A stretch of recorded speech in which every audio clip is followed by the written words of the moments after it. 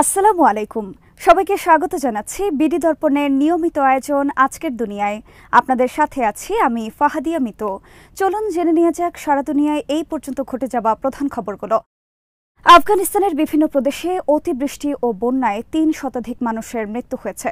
বিশ্ব খাদ্য সংস্থা WFP শনিবার এই তথ্য জানিয়েছে। এমন পরিস্থিতিতে দেশটিতে জরুরি অবস্থা ঘোষণা করেছে সরকার।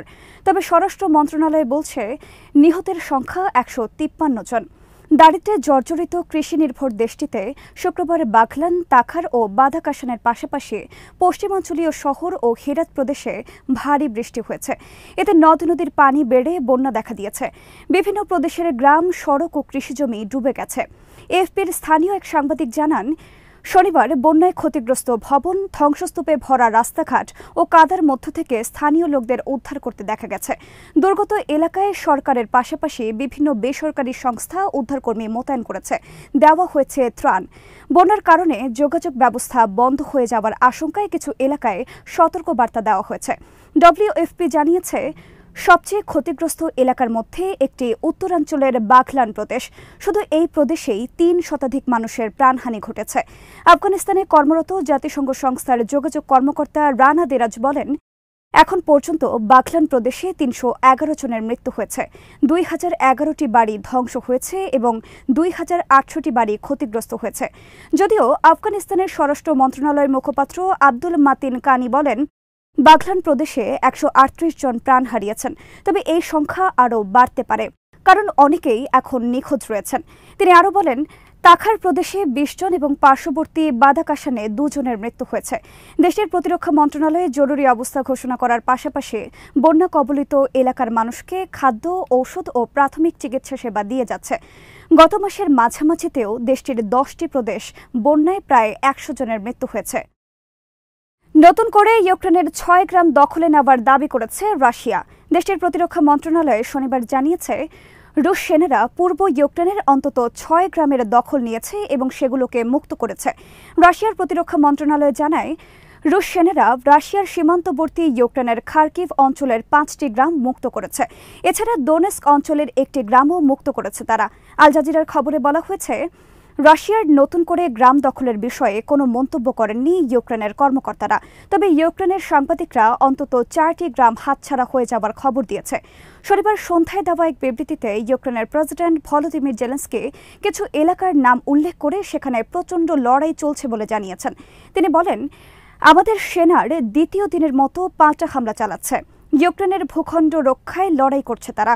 ওয়াশিংটন ভিত্তিক institute for the study of war তাদের এক প্রতিবেদনে অন্তত একটি এলাকা রাশিয়ার দখলে যাওয়ার কথা উল্লেখ করে লিখেছে, রুশ বাহিনীর সাম্প্রতিক অগ্রগতি কৌশলগতভাবে উল্লেখযোগ্য।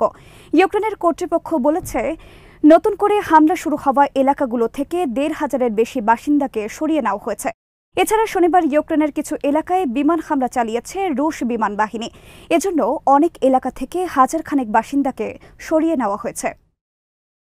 গাজায় ইসরায়েলি আগ্রাসন বন্ধের দাবিতে ক্যাম্পাসে বিক্ষোভরত যুক্তরাষ্ট্রের অন্যতম শীর্ষ শিক্ষা প্রতিষ্ঠান ম্যাসাচুসেটস ইনস্টিটিউট অব টেকনোলজি বা MITর শিক্ষার্থীদের তাঁবু গুড়িয়ে দিয়েছে পুলিশ। স্থানীয় সময় শুক্রবার ক্যাম্পাসে পুলিশ ডেকে তাঁবু গুড়িয়ে দেয় কর্তৃপক্ষ। বেশ কিছু শিক্ষার্থীকে আটক করা হয় এই সময়। এছাড়া হার্ভার্ড বিশ্ববিদ্যালয় কর্তৃপক্ষ জানিয়েছে, বিক্ষোভকারী শিক্ষার্থীদের সাময়িক বহিষ্কার শুরু করেছে তারা। রয়টার্স জানিয়েছে, দাঙ্গা পুলিশের একটি দল MIT ক্যাম্পাসে প্রবেশ করে শিক্ষার্থীদের অস্থায়ী তাঁবু ছেড়ে দিতে ১৫ মিনিট সময় দেয়। তাঁবু না ছাড়লে শিক্ষার্থীদের ওপর চড়াও হয় পুলিশ। তাঁবু গুড়িয়ে দেয় এবং অন্তত ১০ শিক্ষার্থীকে আটক করে। এদিন যুক্তরাষ্ট্রে আরও কয়েকটি বিশ্ববিদ্যালয়ে তাঁবু গুড়িয়ে দেয় পুলিশ। তবে বিক্ষোভকারী শিক্ষার্থীরা বলেছেন, ইসরায়েলি সামরিক বাহিনীর সঙ্গে MITর সম্পর্ক ছিন্ন করার দাবিতে তারা অনড়। মার্কিন বার্তা সংস্থা APর হিসেবে এই পর্যন্ত যুক্তরাষ্ট্রের ৫৭টি বিশ্ববিদ্যালয় ও কলেজ থেকে প্রায় ২৯০০ শিক্ষার্থীকে আটক করা হয়েছে। MIT ছাড়াও শুক্রবার যুক্তরাষ্ট্রের আরও কয়েকটি বিশ্ববিদ্যালয়ে যুদ্ধবিরতি বিক্ষোভকারীদের তাঁবু ভেঙে দেয় পুলিশ। পাশাপাশি কয়েক ডজন বিক্ষোভকারীকে আটক করা হয়। পেনসিলভানিয়া বিশ্ববিদ্যালয়ে বিক্ষোভরতদের ওপর চড়াও হয়েছে পুলিশ। সেখানে পুলিশ অন্তত ৩৩ শিক্ষার্থীকে আটক করে। বিক্ষোভে অংশ নেওয়া শিক্ষার্থীদের সাময়িক বহিষ্কার শুরু করেছে হার্ভার্ড বিশ্ববিদ্যালয় কর্তৃপক্ষ। হার্ভার্ড প্রশাসন ফিলিস্তিন সংহতি কমিটি নামে একটি সংগঠন এই তথ্য জানিয়েছে। বহিষ্কৃত শিক্ষার্থীরা ক্যাম্পাসে প্রবেশ করতে পারবেন না, তাদের পরীক্ষায় অংশ নিতে দেওয়া হবে না। একই সঙ্গে যারা আবাসিক শিক্ষার্থী তাদের আবাসন বাতিল করা হবে। গাজা যুদ্ধক্ষেত্রের একজন ফিল্ড কমান্ডার জানিয়েছেন, প্রতিরোধ যোদ্ধাদের হামলার মুখে গাজা সিটির আল জায়তুন এলাকা থেকে বেশ কিছু সেনা সরিয়ে নিয়েছে ইসরায়েলি বাহিনী। আল জায়তুন ক্লিনিকের পাশের এলাকাগুলো থেকে এই সেনাদের সরিয়ে নেওয়া হয়। লেবানন ভিত্তিক সংবাদ মাধ্যম আল মায়াদিনকে তিনি বলেন, গত 2 দিনে প্রতিরোধ যোদ্ধারা মর্টার শেল ও অ্যান্টি আর্মার মিসাইল দিয়ে দখলদার সেনাদের ওপর ব্যাপক হামলা চালায়। ইসরায়েলি সংবাদ মাধ্যম হারেজ এদিন উত্তর গাজায় এক ইসরায়েলি সেনার মৃত্যুর খবর দিয়েছে। শুক্রবার আল জায়তুন এলাকায় 5 দখলদার সেনার মৃত্যু হয়েছে। প্রতিরোধ যোদ্ধাদের পেতে রাখা বোমার বিস্ফোরণে তারা উড়ে যায়। এছাড়াও ওই এলাকায় বেশ কিছু হামলা হয়েছে ইসরায়েলি বাহিনীর ওপর। এরপরে সেখান থেকে সেনা প্রত্যাহারের খবর এলো। ওই কমান্ডার আরও জানিয়েছেন, সালাউদ্দিন রোডের দাবলা ক্রসিংয়ের কাছে আবারও ইসরায়েলি ট্যাঙ্ক মোতায়েন করা হয়েছে। এছাড়া ওই এলাকায় ইসরায়েলি বাহিনীর বিমান হামলা ও ট্যাঙ্কের গোলাবর্ষণ চলছে। তিনি জানান, মধ্য গাজার আল মাদ্রিস সড়ক ও আশেপাশের এলাকায়ও প্রায় ধ্বংস করে ফেলেছে দখলদার সেনারা। শনিবার গাজার বিভিন্ন এলাকায় দখলদার সেনাদের ওপর হামলা চালিয়েছেন প্রতিরোধ যোদ্ধারা। বিশেষ করে আল জায়তুন ও এর আশেপাশের এলাকায় এখনও যেসব ইসরায়েলি সেনা রয়েছে তাদের সাথে দফায় দফায় লড়াই হয়েছে বলে জানিয়েছে প্রতিরোধ যোদ্ধাদের একজন ফিল্ড কমান্ডার। তিনি জানান, আল মুস্তাসাফ সড়কে জাতিসংঘের উদ্বাস্তু বিষয়ক সংস্থার ক্লিনিক ও আলী মসজিদের আশেপাশে শনিবার প্রচণ্ড লড়াই হয়। ট্যাঙ্ক বিধ্বংসী গোলার সাহায্যে প্রতিরোধ যোদ্ধারা বেশ কয়েকটি ইসরায়েলি ট্যাঙ্কের ওপর হামলা চালিয়েছে। ইসরায়েলি সেনারা ওই ক্লিনিকটিকে একটি কমান্ড সেন্টারে পরিণত করেছে এবং আশেপাশের সব বাড়িঘর ধ্বংস করেছে। এদিকে গাজা থেকে শনিবার ইসরায়েলি শহর ও বিভিন্ন বসতি লক্ষ্য করে রকেট হামলা চালানো হয়েছে। ইসরায়েলি প্রতিরক্ষা বাহিনী জানিয়েছে, রকেট হামলায় আশকেলন শহরের একটি ভবন বিধ্বস্ত হয়েছে। হামলায় 3 জন আহত হওয়ার কথা জানিয়েছে ইসরায়েলি সংবাদপত্র হারেজ। যুদ্ধ শুরুর পরই গাজার আশেপাশের শহর ও অবৈধ ইহুদি বসতিগুলোর বাসিন্দাদের সরিয়ে নিয়েছে ইসরায়েল। লেবানন ভিত্তিক প্রতিরোধ সংগঠন হিজবুল্লাহ জানিয়েছে, রবিবার তারা উত্তর ইসরায়েলে বেশ কয়েকটি সামরিক স্থাপনার লক্ষ্য করে হামলা চালিয়েছে। আল মায়াদিনের খবরে বলা হয়েছে, উত্তর ইসরায়েলের বেইত হিলেল ঘাঁটি ও ঘাঁটির পাশের আয়রন ডোম এয়ার ডিফেন্স সিস্টেমে হামলা চালিয়েছে। আত্মঘাতী ড্রোন দিয়ে এই হামলা চালানো হয় এবং হামলার ফলে টার্গেটে বড় ধরনের ক্ষতি সাধন করতে সক্ষম হয়। আয়রন ডোম সিস্টেমের ওই ইউনিটটি অকার্যকর হয়ে পড়েছে। এক বিবৃতিতে লেবানন ভিত্তিক প্রতিরোধ সংগঠনটি জানিয়েছে, তাদের যোদ্ধারা একই দিন ওই ঘাঁটিতে ইসরায়েলি সেনাদের অবস্থান লক্ষ্য করে আরেক দফা হামলা চালিয়েছে। দ্বিতীয় হামলাটিও হয়েছে ড্রোনের সাহায্যে।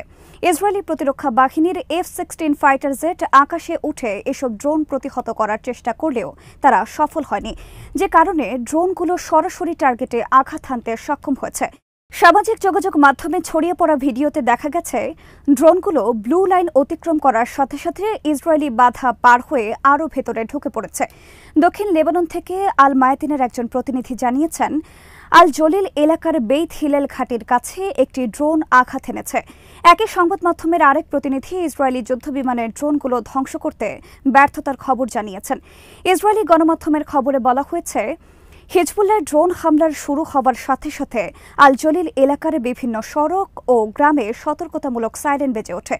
এদিন ইসরায়েলের আরও কয়েকটি সামরিক স্থাপনার লক্ষ্য করে হামলা চালিয়েছে হিজবুল্লাহ। শিবা ফার্মস ও কাফর শুবা পার্বত্য এলাকায় 2টি সেনা অবস্থানে হামলা চালানো হয়েছে। এছাড়া কিরিয়াত শাবনা শহরে হিজবুল্লাহর হামলায় বিদ্যুৎ ব্যবস্থা ক্ষতিগ্রস্ত হয়েছে এবং সেখানে বিদ্যুৎ সরবরাহ বন্ধ হয়ে গেছে। এর কিছুক্ষণ পর রুয়েসাত আল কারুন সেনা ঘাঁটির লক্ষ্য করে হামলা চালিয়েছে হিজবুল্লাহ। হামলা হয়েছে আল শামাক সেনা ঘাঁটির লক্ষ্য করেও। হিজবুল্লাহ বলেছে, যথাযথ ও কার্যকর অস্ত্র ব্যবহার করে এসব হামলা হয়েছে এবং হামলাগুলো সরাসরি টার্গেটে আঘাত এনেছে। এছাড়া মেতুল্লা বসতির একটি বাড়িতেও হামলা চালিয়েছে সংগঠনটি। ওই বাড়িটি যুদ্ধের শুরু থেকে ইসরায়েলি সেনারা ব্যবহার করে আসছে। এদিন ইসরায়েলি অবস্থান লক্ষ্য করে ফালাক ও কাতিউশা মিসাইল ছোড়ার একটি ভিডিও প্রকাশ করেছে হিজবুল্লাহ। যুক্তরাষ্ট্রের প্রেসিডেন্ট জো বাইডেন বলেছেন, হামাস যদি নিজেদের কবজায় থাকা জিম্মিদের সবাইকে আজ মুক্তি দেয় তাহলে আগামীকাল থেকেই যুদ্ধবিরতি সম্ভব গাজায়। পশ্চিমাঞ্চলীয় ওয়াশিংটন অঙ্গরাষ্ট্রের সিয়ালটনে এক জনসভায় তিনি একথা বলেন। মার্কিন প্রেসিডেন্ট বলেন, ইসরায়েলের কর্মকর্তাদের সঙ্গে আমাদের কথা হয়েছে। তারা বলেছেন, গাজায় যুদ্ধবিরতি এখন পুরোটাই হামাসের ওপর নির্ভর করছে। যদি হামাস জিম্মিদের ছেড়ে দেয় তাহলে আজ থেকেই গাজায় ইসরায়েলি অভিযান বন্ধ করা হবে এবং আগামীকাল থেকে আনুষ্ঠানিক যুদ্ধবিরতি ঘোষণা করা হবে। জো বাইডেন এমন এক সময়ে এই কথা বলেছেন যখন মাত্র কয়েকদিন আগেই মিশর ও কাতারের প্রস্তাবিত যুদ্ধবিরতিতে রাজি হয়েছে হামাস। যদিও ইসরায়েলের যুদ্ধবিরতিতে রাজি হয়নি, বরং আন্তর্জাতিক সম্প্রদায়ের উদ্বেগ ও নিষেধ সত্ত্বেও তারা দক্ষিণ গাজার রাফা এলাকায় অভিযান শুরু করেছে। এদিকে ইসরায়েলের সরকার পতনের ডাক দিয়েছেন হামাসের হাতে থাকা জিম্মিদের পরিবারের সদস্যরা। সব ইসরায়েলিকে রাস্তায় নেমে আসার এবং নেতানিয়াহুর সরকারের ক্ষমতাচ্যুত করার আহ্বান জানান তারা। শনিবার এক ইসরায়েলি জিম্মির ভিডিও প্রকাশ করেছে হামাস। তারা জানিয়েছে, ইসরায়েলের বিমান হামলায় ওই জিম্মি নিহত হয়েছেন। তার মৃত্যুর সংবাদের প্রকাশের পরেই অন্য জিম্মিদের পরিবারের সদস্যরা তারা সংবাদ সম্মেলন করেন। তারা বলেন, চলমান যুদ্ধে কোনো কৌশল নেই। ইসরায়েলের উত্তরাঞ্চল এখন জ্বলছে, অপরদিকে দক্ষিণাঞ্চল শুটিং রেঞ্জে পরিণত হয়েছে। যদি আমরা এই পথে চলতে থাকি তাহলে আমরা শুধুমাত্র জিম্মিদের হারাবো না, পুরো ইসরায়েলকে হারাবো। সংবাদ সম্মেলনে প্রধানমন্ত্রী নেতানিয়াহুর তীব্র সমালোচনা করেছেন জিম্মিদের পরিবারের সদস্যরা। তারা দাবি করেন, শুধুমাত্র নেতানিয়াহুর কারণে জিম্মি চুক্তি হচ্ছে না। হামাসের কাছ থেকে জিম্মিদের মুক্ত করতে আমাদের নেতানিয়াহুর কাছ থেকে মুক্ত হতে হবে।